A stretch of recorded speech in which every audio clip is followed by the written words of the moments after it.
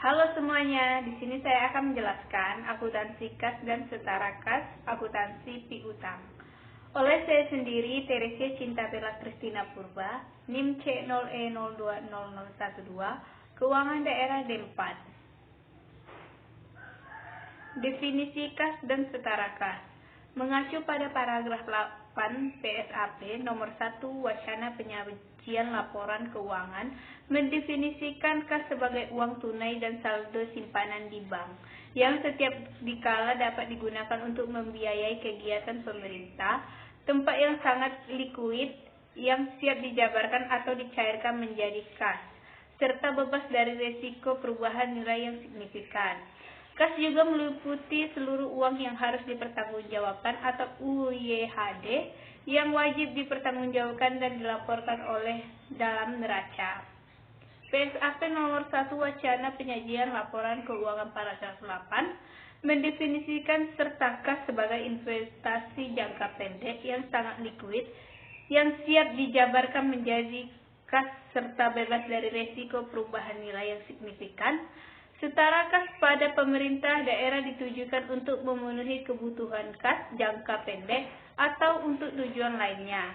Untuk memenuhi persyaratan setara kas, investasi jangka pendek harus segera sanggup diubah menjadi kas dalam jumlah yang sanggup diketahui tanpa ada risiko perubahan nilai yang signifikan. Definisi piutang. Piutang yaitu hak pemerintah untuk mendapatkan pembayaran dari entitas lain termasuk wajib pajak atau bayar atas kegiatan yang dilaksanakan oleh pemerintah. Piutang merupakan salah satu aset yang sangat penting bagi pemerintah daerah. Semua standar akuntansi menempatkan piutang sebagai aset yang penting dan mempunyai karakteristik tersendiri, baik dalam pengakuan, pengukuran, maupun pengungkapannya. Di sini ada klasifikasi mengenai kas dan piutang. Klasifikasi kas. Pada umumnya saldo kas pemerintah bertambah, alasannya yaitu adanya pendapatan atau penerimaan pembiayaan, atau penerimaan transfer atau transaksi penerimaan lainnya atau non-anggaran.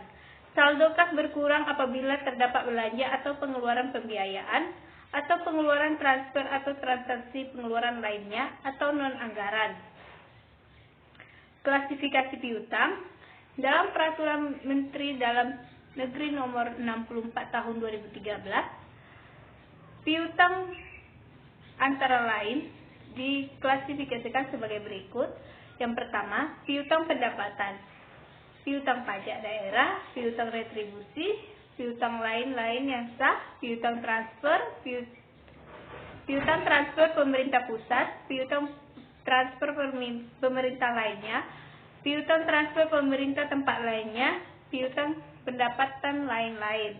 Kedua, piutang lainnya, bagian lancar tagihan jangka panjang, bagian lancar tagihan pertolongan jangka panjang kepada entitas lainnya, bagian lancar tuntutan ganti rugi daerah, uang muka.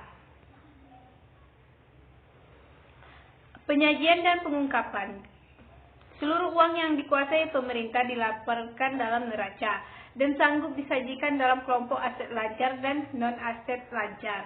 Berdasarkan dari karakteristik uang tersebut, yang pertama, penyajian uang pada aset lancar. Jika uang memenuhi definisi aset lancar, yaitu suatu aset yang diharapkan segera untuk disanggupkan, direalisasikan untuk dimiliki, untuk digunakan atau dijual dalam waktu 12 bulan semenjak tanggal pelaporan, dan memenuhi definisi kas pada paragraf 8 PSAP 01. Yang kedua, penyajian uang pada aset non-lancar. Uang yang disajikan pada aset non-lancar merupakan uang yang tidak memenuhi definisi aset lancar, yaitu suatu aset yang diharapkan segera untuk sanggup direalisasikan atau dimiliki untuk digunakan atau dijual dalam waktu 12 bulan.